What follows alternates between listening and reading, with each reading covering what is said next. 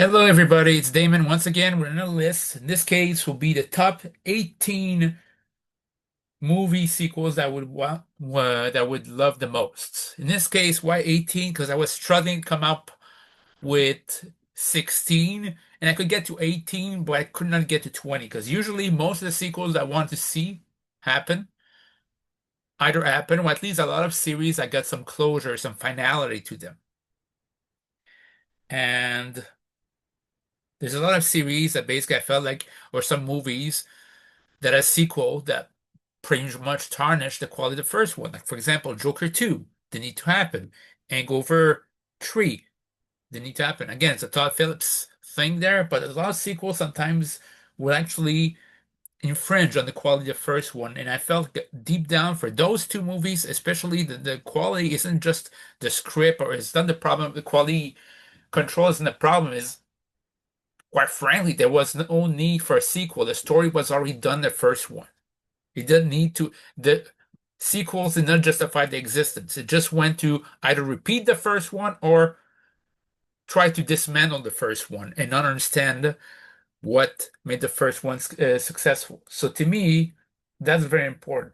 It's often the number one reasons why basically I would base the top sequels is either a lack of finality or here's a sequel that was supposed to happen that never did. So that's a those are my prerequisites. So at number 18, you got Dungeons and Dragons 2, the one with Chris Pine and Michelle Rodriguez. This was to me a sleeper hit of 2023. It was much better than any inkling that it'll be. I thought it would be like a bad movie. Then I watched it and I felt like it was one of those. It was actually one of my favorite movies of 2023. No, it wasn't a top 10. It was basically like at the end of the top 10, the bottom top 10, but still it was there. And I was surprised by that. So I wouldn't mind having a sequel to this because I felt it was original. It was funny when it decided to be funny. Uh, and yeah, I thought it was better than what I expected. So I would like to have a sequel. Before I go further, planned sequels are not in the list. So Goonies 2 and Beetlejuice 3 are not going to be on the list if they're already planned, so it doesn't matter. It's movies are not planned to have a sequel or got canceled. So number 17 will be the sequel to District 9. I always felt like it'd be interesting to see District 9, the sequel to District 9, especially after the main character became an alien. I thought it'd be great to see the follow-up to that. I mean, the first one was excellent. It was nominated for Best Picture at the 2009 Academy Awards, and I would have loved to see a sequel to that movie. But alas, I don't think it's going to happen, even though there should be. Number 16 is from James Cameron. James Cameron is used to making sequel. He did sequel Terminators. He did one to Aliens. And Terminator 1 and 2 are great movies. Aliens as well. He's doing a lot of them for Avatar. But I always felt like a movie they should have done a sequel that he didn't get around to was True Lies. True Lies is an underrated movie from his collection. It's hilarious. It can be serious, but it's also a spoof of both Arnold, Arnold's usual type of movies. It's a spoof of the spy genre, and honestly, it has the original premise. So I feel like the first one was very good. I got it in DVD, and it's something I would watch every few years, and I always like it every time, and I pick up new things about it. I would love to see a True Lies too, especially with a new technology from that James Cameron seems to be working with. I would love to see a second one, especially if at the very worst, if Arnold cannot be the main character, Arnold can be training a new main character or be a co-main character. I always felt that was great, and Jamie Lee Curtis could still work. So that's for number 16. Number 15 will be Spider-Man 4 from Sam Raimi. Tobey Maguire was a great Spider-Man. I like Spider-Man 1, I love Spider-Man 2, and Spider-Man 3 I would not say I dislike, but it was the worst of the three. And I didn't like the way it ended with just like Mary Jane and Spider-Man just hugging. Like maybe there's be a reconciliation, maybe not.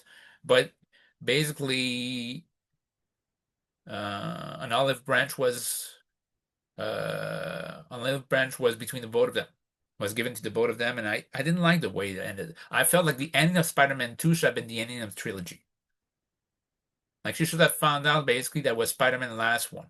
That's how I felt, and I felt like it's sad. We'll probably never get a Spider-Man 4 because I felt like it had gotten a better ending to that series. So, especially when I remember back in the day, it was supposed to be John Malkovich being the Vulture, and Sony Studio basically told them we're going to do a sequel, and next year we're going to have a reboot, which I think insulted Sam Raimi and kind of prompted him not to take on the project. And like, understandably so. It's like if you told anybody they're going to do a reboot of your series the next year, it's like, what's the point? But I felt like a Spider-Man 4 could at least have a great sense of finality that we didn't get in Spider-Man 3. Spider-Man 3 ended like a sequel. It didn't end like the finale of a series. That's my opinion. Number 14, it was planned, now got canceled. It Saw 11. Yes, it's Saw. Yes, it's ridiculous. But I like the new trilogy was supposed to take place. It was like a between sequel with Jigsaw and his adventure toward, I think it was in Europe, basically. I would like to see a sequel of this. And honestly, with Tobin Bell being 80 in the 80 years old, I don't think if there was to make a sequel, it have to be now. We couldn't make it long, wait too long for this. And yeah, I would love to see a sequel for Saw 11 because you gotta have Saw 11, maybe Saw 12, and then in there because you can't make too many more of those movies as with Tobin Bell as the main character. Number 13 will be Wonder Woman 3. I love the first Wonder Woman, and yes, the second one sucked. But to me, you could have tried a third one. Wonder Woman 3 could have still been done because I thought Gal Gadot while she's not a great actress, she was a great Wonder Woman. I mean, nobody asked of her to be a great actress. It's just a great character. It's like now she's gonna be basically the one role that's like people remember her. It's Snow White, and I thought she deserves better than that. She's Giselle in Fast and Furious, and you're right. In a way, she doesn't seem to have much range, but I think she's still, when she needs to be, she can be pretty good. And Wonder Woman 1984 suffered from it didn't know what it wanted to be. It felt like at times like it wanted to be a serious superhero movie, and then it would go into Superman 3 territory of comedies of the 80s. And I think that's not Wonder Woman. That's not what it's supposed to represent. And I think you can do a better job for Wonder Woman 3 and get a sense of finality. Like if it doesn't happen, there's not a third one, a fourth one, cool, but have some finality. To me, finality, that's a big theme for most of the movie sequels that I mentioned here because I want some finality in some ways, and uh, that'd be one way to attain it. So that for Wonder Woman 3. Number 12 is Tintin 2. I like the first Tintin movie in 2011. I was wondering why there's not a second one. It's like I don't know why, but it's like I do know Andy Serkis was basically Captain Haddock. Andy Serkis, who, let's be honest, is the king of CGI animated performance. Basically, like he did Gollum, he did King Kong, he did Caesar in Rise of the Planet of the Apes trilogy. What else he did? He did Captain Haddock, and I think a fifth one. I'm not sure, but still, he's the king of that. And I really like the whole movie.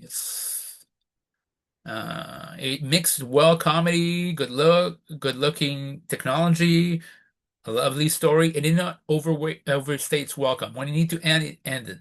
And I would really like to see a sequel to that. That was from 2011. 2012 and 2014, it's a tie. I would like to have a 21 Jump Street sequel, or if not, a Men in Black 21 Jump Street crossover sequel. I mean, 21 Jump Street is a comedy that really surprised me. It's a reboot. You didn't expect much of it, but then you watch it and it's very fun. It's a very fun movie. It's hilarious. The second one is also hilarious, and there's not going to be a third one, which I think was ridiculous. It's a missed opportunity. Men in Black, the trilogy at least ended well. You had some Men in Black 3. I really loved that movie, and I thought it had a lot of closure. But you could have done a crossover with 21 Jump Street. I mean, Yeah. If anything, it would help Will Smith. I mean, now he has Bad Boys and Bad Boys 3, Bad Boys 4, but hey, could have at least another franchise never hurts anyway. So I feel like Men in Black could have basically benefited from that. That's number 11. Now we go into the top 10. Top 10, Machete Kills Again. Machete 1 was hilarious. It was a B movie, was filmed as a B movie. It was originally presented as a trailer during the Grindhouse semantic experience. And the first one was awesome. Second one wasn't as good, but was still pretty funny. But I felt like you could easily have the third one, like I think it was Machete Kills Again, and you could have easily that third one, finish the story, and be done with it. Like, why not? Plus, it does. I don't think it takes that much in the budget. It was supposed to be a low budget B movie. It's like, why can't there be a second one? So that's number 10. Number nine, surprisingly slow. It's If There Was a Dark Knight 4. Now, I already made a video about basically what do I do if I had control of the creative. Basically, I have to do a Dark Knight movie, will be called Dark Knight Identity, and you can go check basically my prior video on that. The only thing I would add is I would add a Battle of the Call element to it, like somebody else being Batman during that time and basically operating without rules. Basically, in that case, he would use gun, he would use weapons. Like during that time, they would start wondering if it's the if it's people would start wondering if whether Batman lost his mind in the newspaper, and I think that would be kind of interesting moment. Like you can have basically be Black Mask basically portray basically Batman in this case, basically with the masquerade as Batman in the Battle of the Call.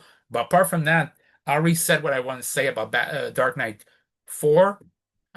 Also believe you don't even need to make the movie, you can make a graphic novel in that universe.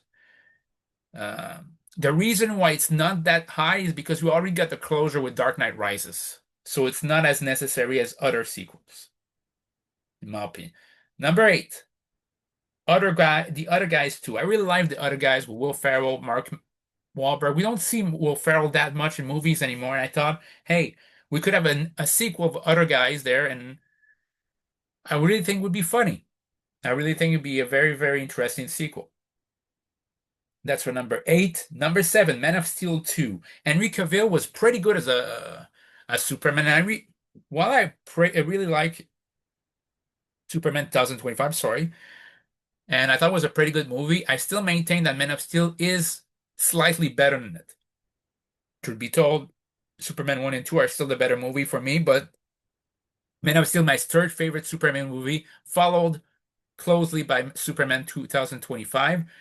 But I read recently that Superman 2025 will have a sequel, but Man of Steel never really got a sequel.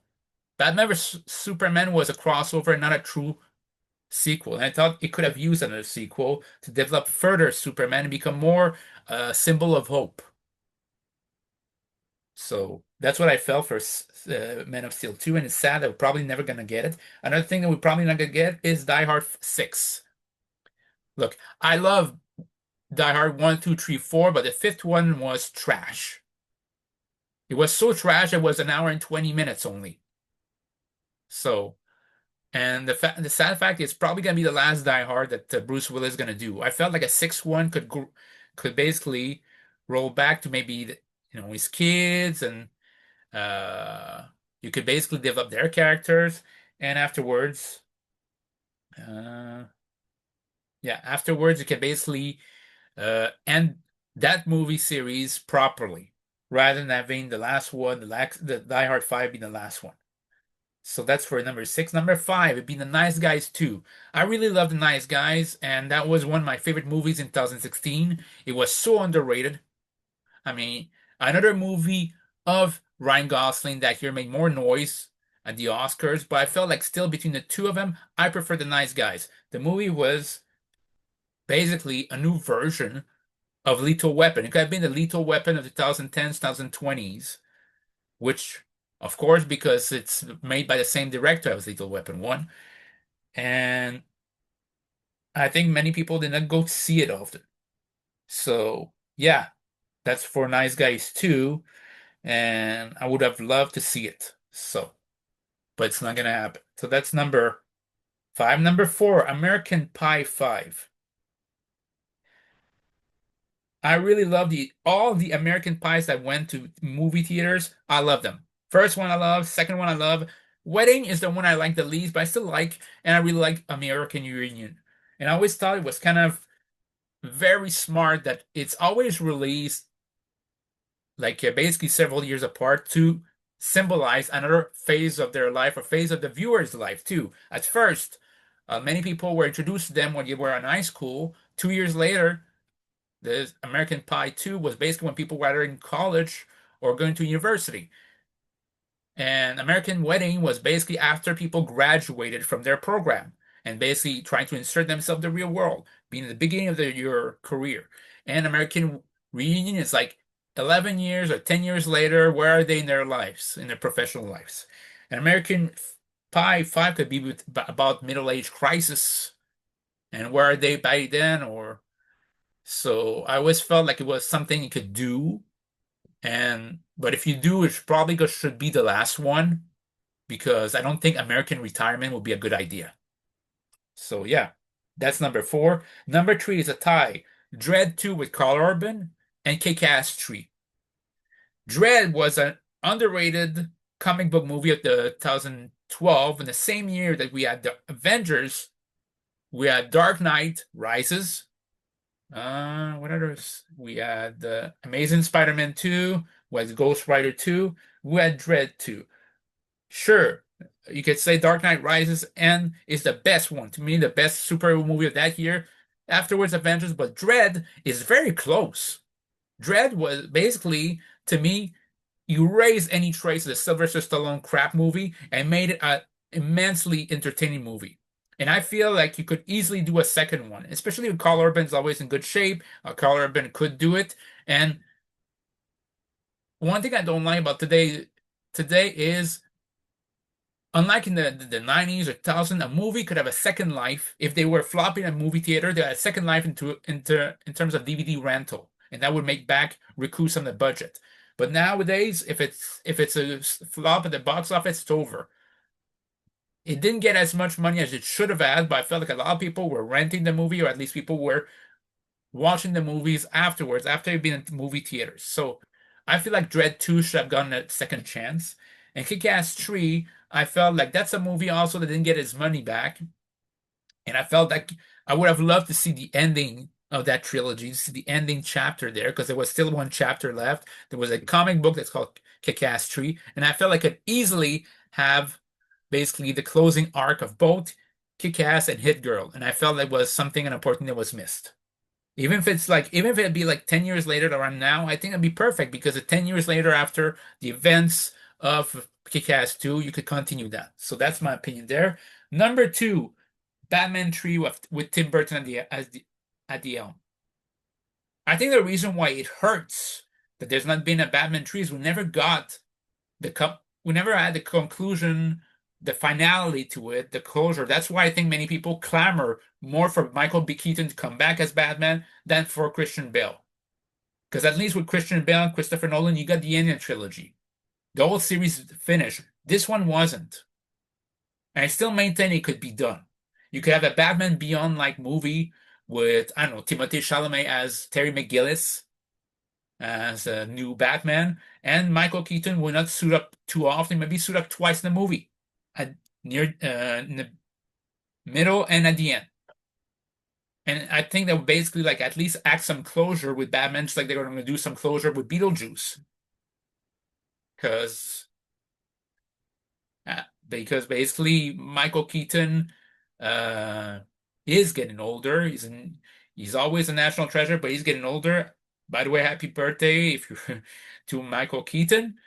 And yeah, it's I would think that would add some closure to that series. You could have even have Knox come back, Alexander Knox, and you can have Michelle Pfeiffer as Selena Kyle come back in that movie. Like little things like just to come full circle and end it. So yeah, it's like that's what I feel. That's why I think like closure and finality are very important to me. And number one, The number one sequel that I would love to see the most is Sherlock Holmes 3 with Robert Downey Jr. I really like Sherlock Holmes the first one. The second one isn't as good, but I felt like Sherlock Holmes 3 was a given knowing what it was. And I felt like a third one could actually close out the story and close out the series with another case and it well. And the fact is, it didn't. It ended with basically a cliffhanger, and I felt like it should have a stronger ending than this was movie series. And I would love for them to reprise their role. In fact, I would be more hyped towards Sherlock Holmes 3 than maybe Avengers, because Avengers, the next Avengers Doomsday or Secret War seems like they're going to do a reboot. And my opinion is, after those two Avengers movies that are coming up, they're going to slow down even more on Marvel movies. Whereas Sherlock Holmes, it felt like one defining story, beginning, ending, beginning, middle, and end. And I really love to have a sequel to that. So those are my 18 most wanted sequel. So let me know what you did. Hit the subscribe button. Let me know what you think in the comments down below. On that note, see you later, guys. Bye.